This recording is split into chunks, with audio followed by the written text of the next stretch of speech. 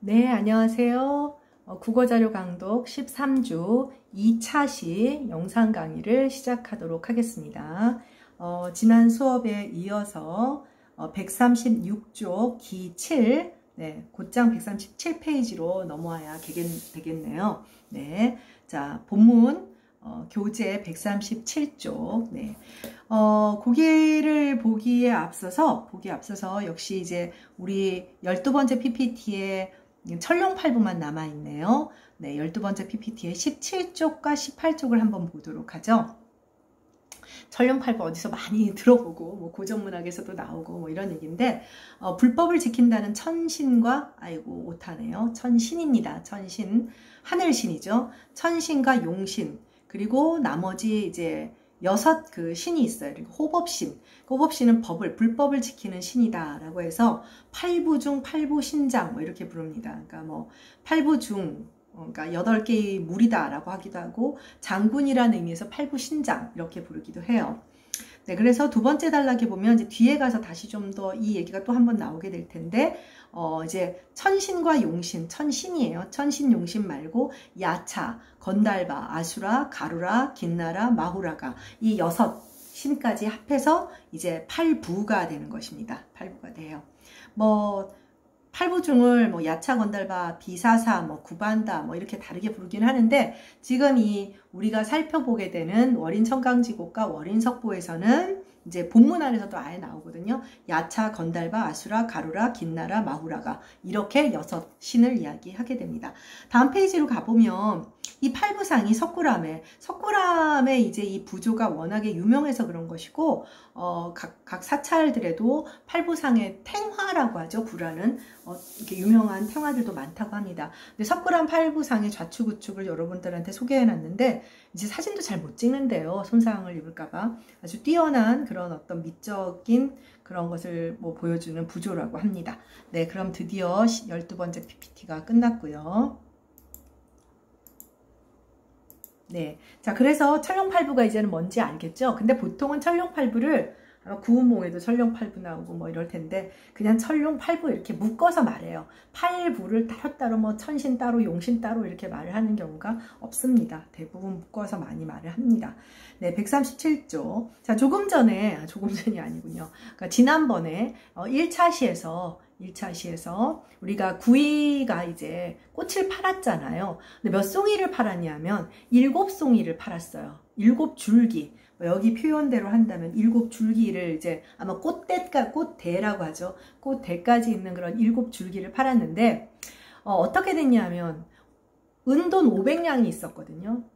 은돈 500냥이 있었어요. 그럼 여러분이 계산을 해도 어떻게 될까요? 왠지 5송이를 샀을 것 같죠? 맞아요.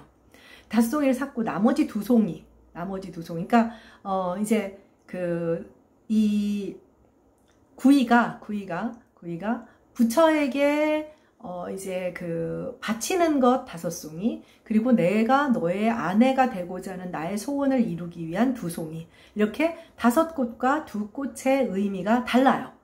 이 부처에게 바치는 꽃이지만, 그래서 여기서 이제 선애가 기적을 행하는 것이 나오거든요. 근데 이제 학생들이 볼 때 왜 5꽃, 2꽃 이렇게 나누어서 보지 하는데, 각각의 용도가 틀린 거예요. 간단히 말하면 공양의 용도가 틀려서 그렇습니다. 137페이지를 보도록 할게요. 네, 5꽃 2고지. 자, 중세국어의 꽃은 꽃이 아니었죠. 고의 지읒 받침이었죠. 5꽃과 2꽃이 공중에 머물거늘. 이게 이제 꽃을 이렇게 던져요. 이제 보강불가 많은 사람들 앞에서, 지금 그런 장면들은 다 비약적으로 넘어갔지만, 선생을 던지는데 이 꽃을 던지면 어떻게 되죠? 꽃이 땅에 떨어져야 되는데 떨어지지 않고 공중에 머물러 있어요. 그래서 이제 기적이 행해지는 거죠. 먼저 5꽃을 던져서 5개가 공중에 떠 있고, 나중에 2꽃을 던지는데, 이제 여기는 시니까 한꺼번에 말을 합니다. 공중에 머물거늘 철룡팔부가 찬탄하자바니, 아주 찬탄을 하더니. 자, 그래서 여기에 보면 옷과 말이에요. 얘기가 이제 확 넘어가는데, 아까도 말했다시피 이런 기적을 행하고 그러니까 예언불인 보감불이 짜잔하고 등장을 해요. 까먹지 않았겠지만 등조왕이라는 왕이 자기 동생 보감불을 하고 함께 불사를 행하는데, 꽃을 다 바쳐라 해서 지금 이런 일이 벌어진 거잖아요. 그러니까 보강불도 본 거죠. 그래서 보강불이 이렇게 부처가 지나가니까 선에는 이제 뭐랄까 존경의 염을 담아서 머리를 풀고 이렇게 몸을 숙여서 그 사슴 노기를 옛날 땅들은 다 지렀을 거 아니에요. 보강불이 지나가는데 덮어요. 밟고 지나가라. 그러니까 이제 보강불이 너는 장차 부처가 될 것이다. 이렇게 예언을 해줘요. 수기한다. 이렇게 되죠. 옷과 마리랄. 마리는 머리입니다. 지금의 머리. 옷과 머리를 노중에 길거리에 펴하시날.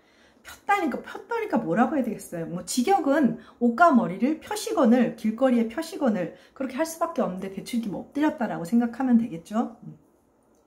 보강불이 또 수기하자 하시니 예언을 하시니 기팔입니다. 기팔. 자, 138페이지로 가겠습니다. 닐굽 고잘 인하야. 그러니까 7개의 꽃으로 인해서 신서 깊으실세.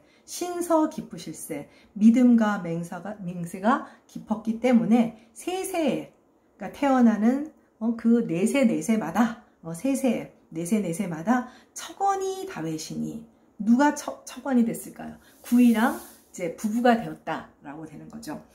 척언이라는 말은 원래 정확하게 말하면 아내 쪽의 친족이라는 의미가 돼요. 척언이라고 하면. 근데 혹은 요즘은 그러니까 척언은 아내 쪽에 이제 친족이 되는 거죠. 그러니까 구이와 계속 부부의 인연을 맺게 됐다라는 것이고, 우리가 흔히 권속이다라는 말을 하면은 권속은 식솔, 이게 특히 한 집에 거느리고 사는 식구. 그래서 여러분들 옛날에 이제 영모에 몰리면 권속이 모두 죽어요. 네, 권속이 모두 죽는다는 건 뭐냐면 노비들까지 끌려가서 다 죽는다는 얘기죠. 네, 그래서 우리가 흔히 일가 권속 그러면은 한 집안에 속하는 모든 혈족과 하인을 다 포함하는 말이 됩니다. 어쨌든 여기 척언은 아내와 그 아내의 친족이니까 이제 구이와 선애의 어떤 부부로서의 인연을 말을 하는 겁니다. 자, 그 다음 다삿꿈을 인하여 숙이 밝아실세. 자, 다삿꿈을 인하여 숙이 밝아실세 금일에 세존이 다외시니. 사실 우리가 이 부분을 못 봐요. 그러니까 예지몽에 대한 5개의 예지몽이 나와요. 우리가 그 부분을 못 봅니다. 네, 그 부분도 문학적으로 되게 좋은 부분이 있는데 그 부분을 보지 못해요. 그래서 어쨌든 예지몽에 5개의 꿈을 꿔요. 5개의 꿈을 꿔서 잠깐만요.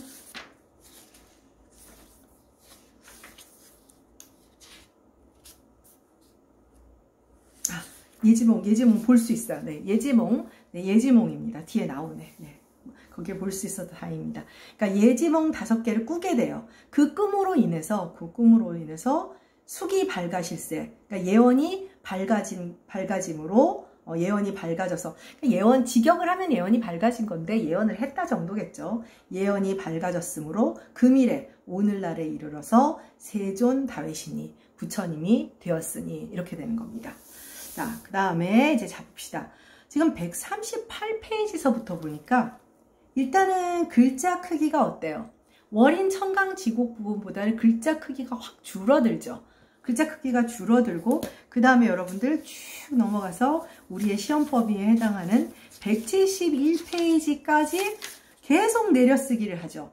계속 내려쓰기를 하다가 171페이지 기구 나오면서 다시 글자가 커지고 내려쓰기를 안 해요. 그러니까 무슨 뜻인지 알겠죠?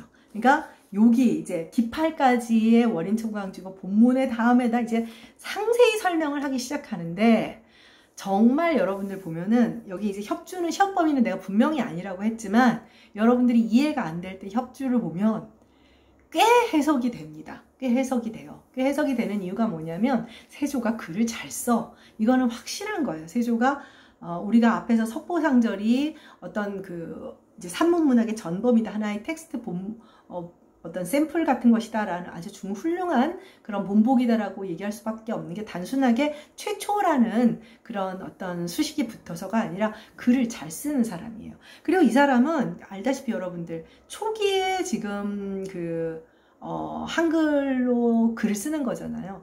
자기 방식의 각주 단임법 이런 것들을 다 자기 마음대로 쓰는 거예요. 여기서부터는 어떠냐면 협주의 권점이 동그라미 권점 보여요?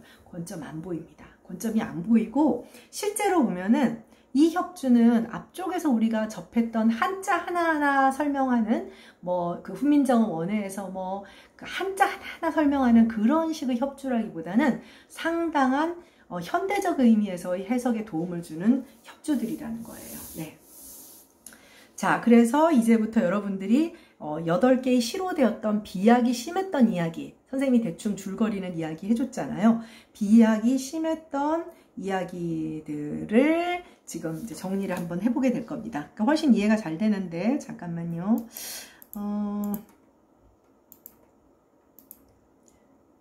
어디 갔더라.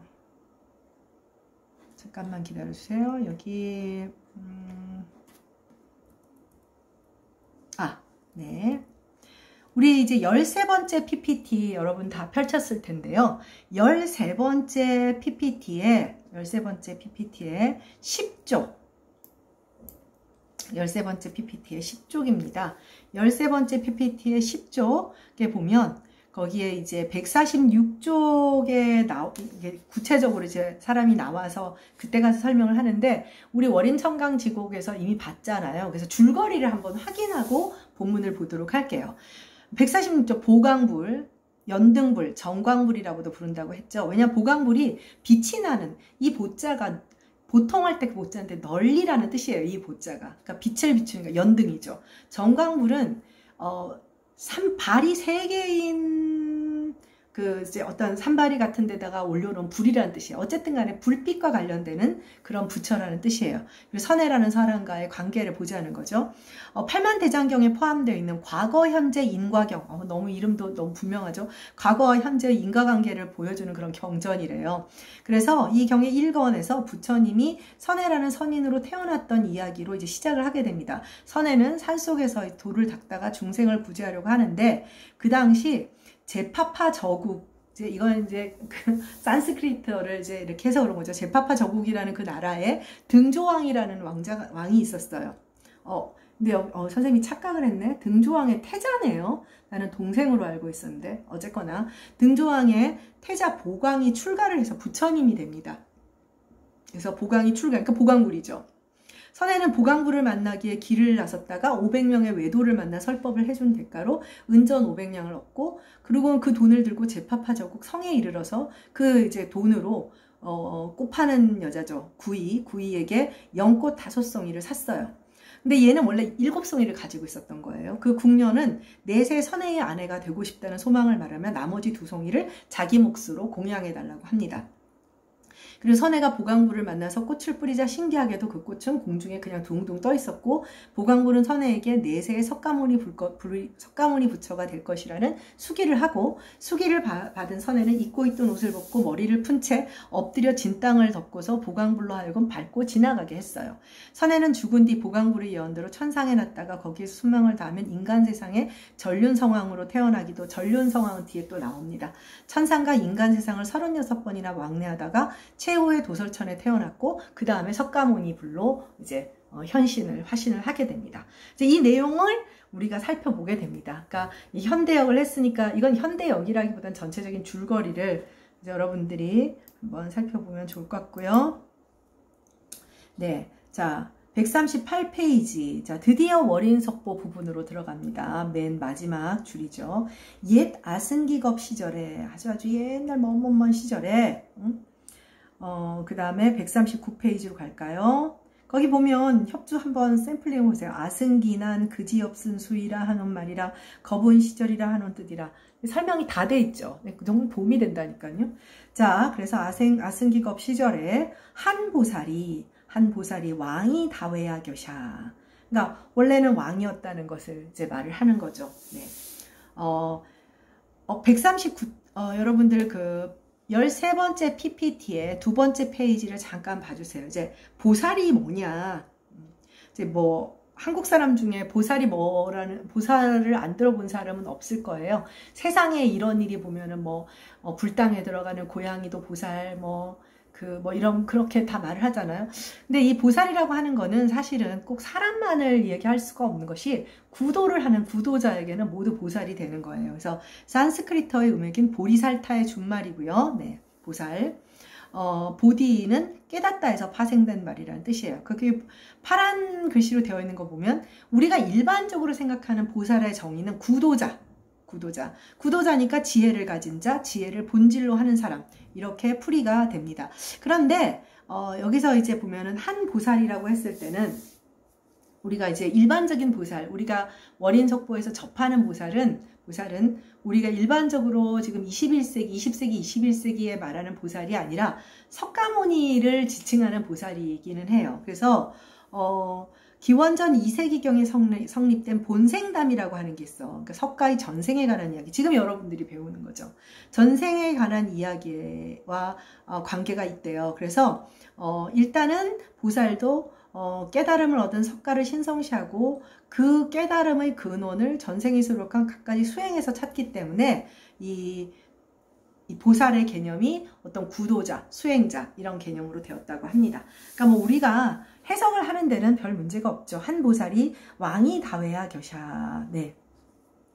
그래서 뭐 보리살타라는 말도 나와 있고 협주에 다 나와 있습니다. 나라할 아자 맡기시고, 네. 나라를 아우에게 맡기시고, 나라를 아우에게 맡기시고. 자, 그러니까 무슨 얘기 나올지 뻔히 알겠죠. 암 정사에 들어가서 500도적 만나기 전 단계인 거예요. 그래서 이제 구도를 나는 구도자가 되어야 되겠다 해서 나라를 아자 맡기시고, 아자는 아우죠. 각주 2번에 보면 나라를 아우에게 맡기시고, 네. 각주 3번을 보면 현대국어에는 티읕 받침이지만 중세국어에는 시읒 디귿의 그 겹받침, 어간말 장군을 가지고 있었는데요. 역사적으로 유일한 예예요. 네. 나라를 맡기시고 도리 배우라 나아가샤. 도리를 배우러 나아가샤는 출가해서 도리를 배우러 출가하셔서 구담 바라문을 만나샤. 구담 바라문 누굴까요? 내가 앞에 얘기했지. 대구담이에요. 구담 바라문을 만나셔서, 네, 구담 바라문을 만나셔서, 네, 요거 넘어가기 전에 간단하게 용어를 설명하고 하는 것이 이야기가 좀 빠르지 않을까 싶어서 좀 왔다 갔다 해서 미안해서 오히려 용어를 한번 쫙 볼까요? 그러니까 오히려 보살하고 그다음 브라만 얘기까지 한꺼번에 본 다음에 진도를 나가는 게 더 빠를 것 같아요. 네. 보살 얘기를 했었어요. 그다음 3페이지, PPT 3페이지. 네. PPT 3페이지에서 보살은 구도자로서의 석가를 지칭하는 말이 되었다. 그리고 나중에는 오늘날에 와서는 파란 글씨로 되어 있는 누구든지 성불의 서원을 일으켜 보살의 길로 나아가면 그 사람이 바로 보살이다. 그래서 이게 지금 우리가 생각하는, 그러니까 고양이도 보살이 되고 강아지도 보살이 될 수 있는 거죠. 그러니까 좁은 의미의 보살이 있고 넓은 의미의 보살이 있고, 지금 이거는 이제 석가모니의 전생을 보살로 이야기한 것이다. 다음 페이지로 가고, 여러분들 혹시 그 예전에 지금도 나오죠. 누가 그 미륵불 그 궁예예요. 궁예. 요즘 CF에도 그분 뭐 4달러 나오신 김영철이라는 그 탤런트가 미륵불로 궁예로 나왔었죠. 그래서 이제 자신이 이제 부처다, 현신한 부처다 해가지고 그 남의 마음을 그 관심법이라고 했나? 다 깨뜨려 본다, 막 그런 얘기가 있었잖아요. 그래서 보살의 개념이 확대되어 미륵불이 탄생하게 돼요. 부처는 굉장히 많은데 미륵불은 미래불이에요. 미래의 성불할 자. 그래서 현재는 도설천에서 미륵보살로 거주한다는 미래지향의 미륵신앙. 도설천도 뒤에서 또 설명할 겁니다.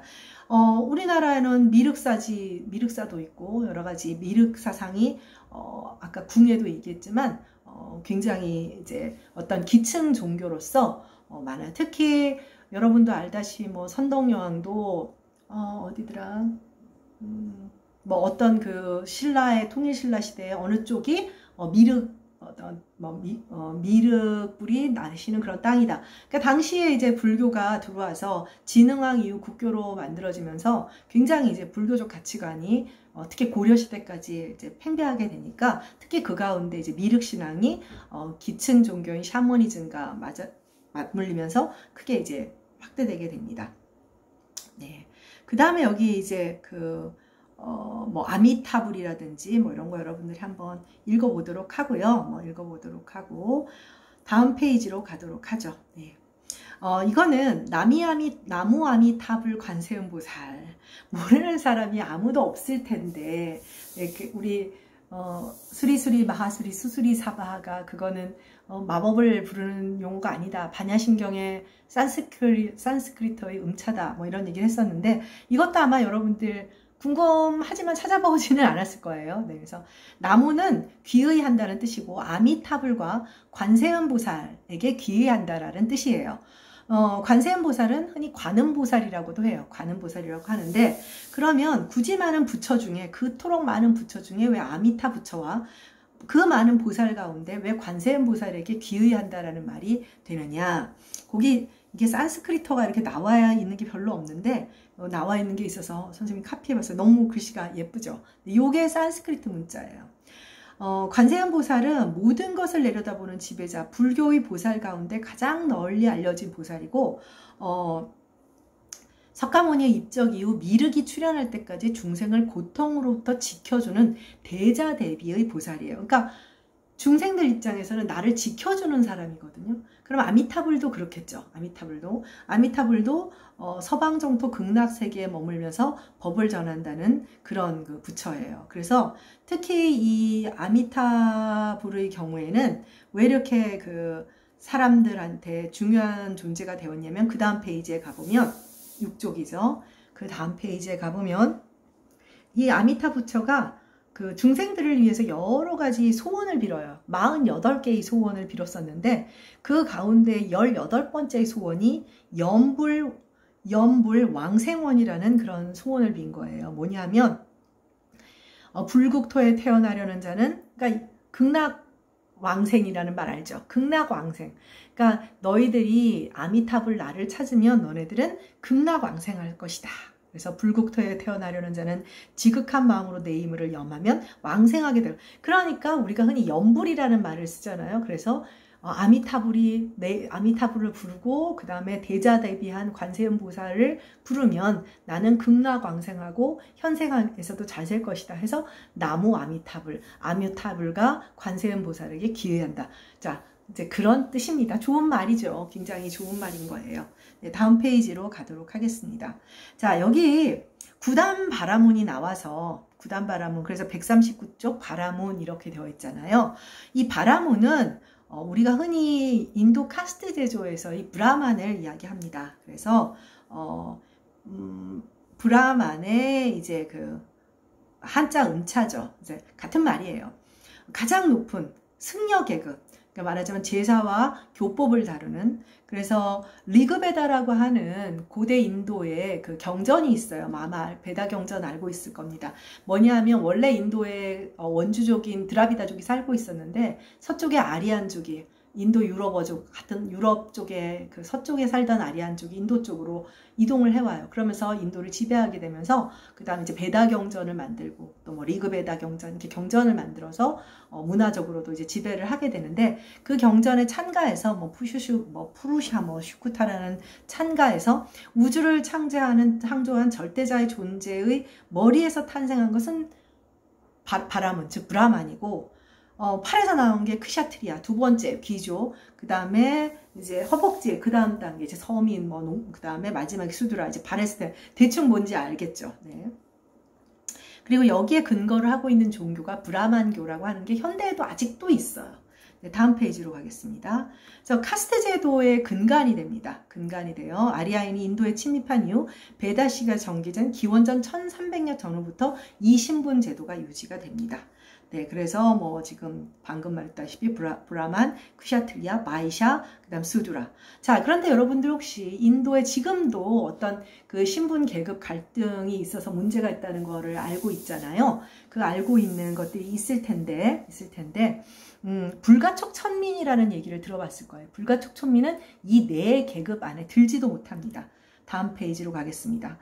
날리트 혹은 하리잔이라고 불리는 사람들이에요. 그래서 이 사람들은 이 네 등급 안에 들어가지, 그러니까 손대고 싶지도 않은 천한 사람이라는 거예요. 그래서 뭐 보면 인도에서 빨래를 하는 사람들이 보통 밑바닥의 모든 천한 일들을 이 사람들이 하게 됩니다.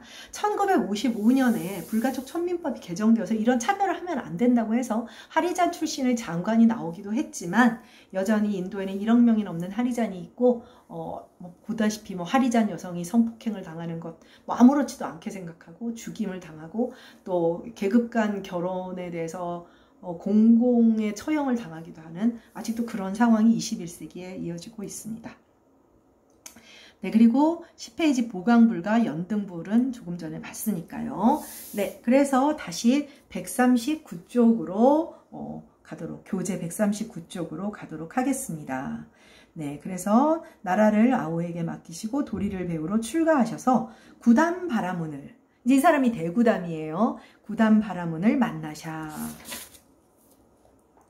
네, 자, 140페이지로 가겠습니다. 네. 그러니까 이 구담이라는 말은 거기 협주에 보면 이제 맑고 깨끗한 좋은 행적이다. 그러니까 수행한다라는 뜻이래요. 네. 자, 140페이지 협주를 벗어나서 자갟 오사란 받고 구담의 옷을 입으샤. 구담의 옷을 입으샤. 심산에 들어 과실과 물과 자시고. 자갟. 네. 각주 3번을 봐주세요. 자갟. 자기의. 제기대명사죠. 요즘은 그냥 스스로의, 자기 자신의. 그러니까. 자, 임금이었잖아요. 출가할 때 얼마나 옷이 화려했겠어요. 근데 수도자는 그런 비단 옷을 입고 있을 리가 없죠. 그래서 이 사람이 이제 수행을 하기 위해서 스승을 찾아가는 거야. 이제 구담 바라문, 대구담을 찾아가죠. 그러면서 자신의 화려한 옷을 벗고 이제 두더기 같은 구담의 옷을 입는다. 이렇게 되는 거예요. 자갟 오사란, 옷은이에요. 자기 자신의 옷은 벗고. 벗고는 이미 얘기해줬죠.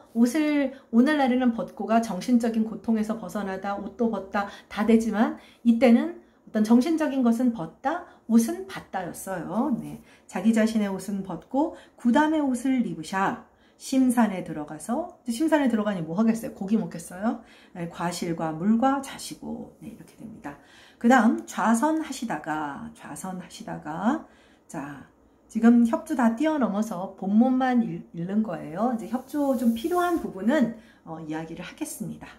좌선하시다가 나라에 빌먹으러 오시니, 탁발승이라고 앞에서 이미 얘기해줬죠. 뭐예요? 승려는 당연히 수행의 한 과정으로 이제 먹을 거나 이런 것을 말하자면 구걸을 하러 오는 거예요. 구걸이라고 했잖아요.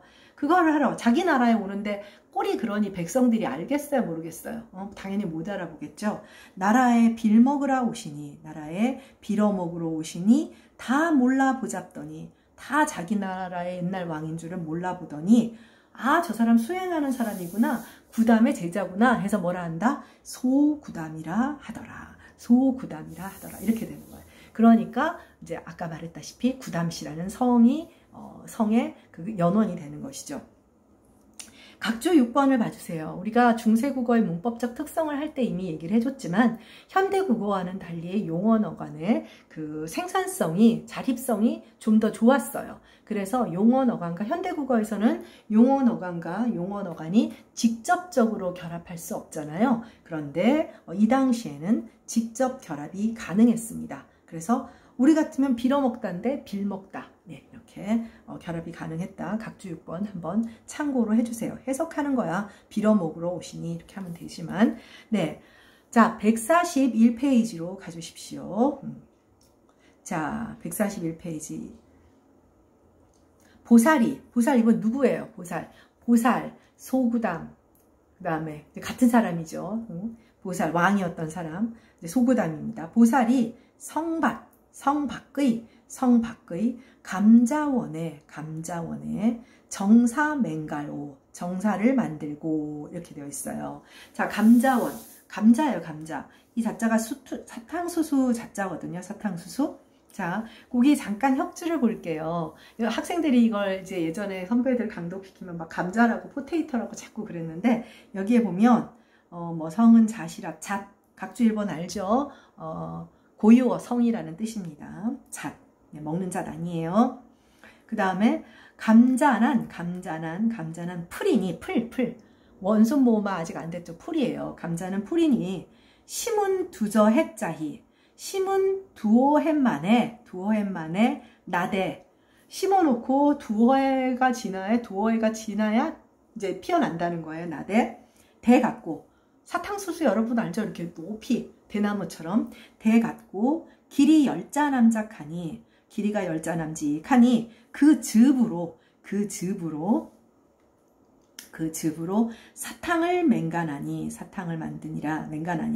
네. 원은 동산이라 사탕수수를 말을 합니다. 네. 감자원에다가 그러니까 사탕수수 밭에 정사를 만들고 하오자 앞에 나왔는데 뭐였죠? 혼자. 자, 앞에는 안제떠신이라고 썼는데 이거 어떻게 풀어서 그냥 앉아있떠신 이렇게 썼죠. 그러니까 하양이중 몸을 가지고 있어요. 설마 까먹은 거 아니겠죠? 하양이중 몸을 가지고 있으니까 우리와는 달리 앉았더시니 앉아있더시니 그렇게 표기해도 앉아있더시니였던 거예요. 혼자 앉아있더시니 도작 500이 도둑놈 선해가 아니니까요. 선해가 아니니까 원수지간이죠. 아직도 도둑놈 500이 그 위 것을 읽어져. 각주 6번가 1버전은 읽었다. 훔친다는 거 이미 앞에 나왔었죠. 그 위 것은 관청이라는 뜻이에요. 관청. 그러니까 나라천 일버자. 원인 청강지국에서는 나라천 일버자라고 했는데 여기서는 그 위 것을 일버져. 관청의 돈을 훔쳐서 재물을 훔쳐서 정사의 사이소리는 속격으로 해석하고 정사의 곁으로 지나가니 다음 페이지 142쪽입니다. 142쪽. 그 도자기 누구? 그 500명의 도자기 보살의 이 소구담이죠. 출가한 왕 보살의 전세생의 원수이러라. 그러니까 말이에요. 네, 참. 자, 이틀날에 자, 그냥 지나갔어. 이제 억울한 누명을 써서 죽는 장면이 나오겠죠. 이틀날에 나라에 이셔는 나라에서 도자기의 자취 도둑들의 자취 따라가서 그 보살을 잡아. 전 왕인데 못 알아보고 그 보살 수행하는 그 소구담 그 보살을 잡아 남계 몸알 깨잡아 나무에 몸을 깨어서 자 두있더니예요. 네, 각주 6번 똑같습니다. 두어있더니죠. 두있더니 나무에 몸을 깨어서 두었더니 깨잡아 두었더니 나무에 몸을 깨어서 두었더니 아유 이렇게 된 거죠. 아까 뭐라 그랬어? 대구담이 이걸 멀리서 보고 이제 날라와요. 자, 두었더니 이제 죽기 일보 직전인 거죠. 뭐 죽은 것일 수도 있고요. 대구담이 천안으로 보고 자 스승이죠. 대구담이 하늘눈으로 보고 네. 자, 143페이지로 갑시다. 143페이지입니다. 허공의 나라와 하늘눈도 있고 허공에도 날아오고 네. 허공의 나라와 묻자보대. 허공에 이렇게 휙 날아와서 물어본 거예요. 묻자보대. 자, 지금처럼 여러분 뭐 문장보 따옴표 있고 이것이 대화문인지 그런 게 정확하게 드러나지 않아요. 아주 특이합니다. 근데 대화의 상황이 나와요. 그뒤 자식 없더니 그뒤 자식도 없더니 이제 후손도 옛날이나 이렇게 지금은 덜하지만 사실 선생님 세대까지만 하더라도 뭐 아들 꼭 낳아서 대를 이어야 하고 그런 생각을 가지고 있었던 게 불과 얼마 전이거든요. 요즘은 많이 이제 좋아졌다고는 하지만 그러니까 그런 의미예요. 그대 자식도 없는데 없더니 무슨 죄요? 이게 무슨 죄냐? 전생에 무슨 죄가 이렇게 많았느냐? 이런 뜻이 되는 거죠. 자, 그러면 여기 네 얘기가 조금 뒤에 거와 연결이 되니까 여기까지만 하도록 하겠습니다. 무숫죄요. 참 수업을 끊기도 어렵죠? 네, 여기까지 하고 3차 시에서 만나도록 하겠습니다. 수고했습니다.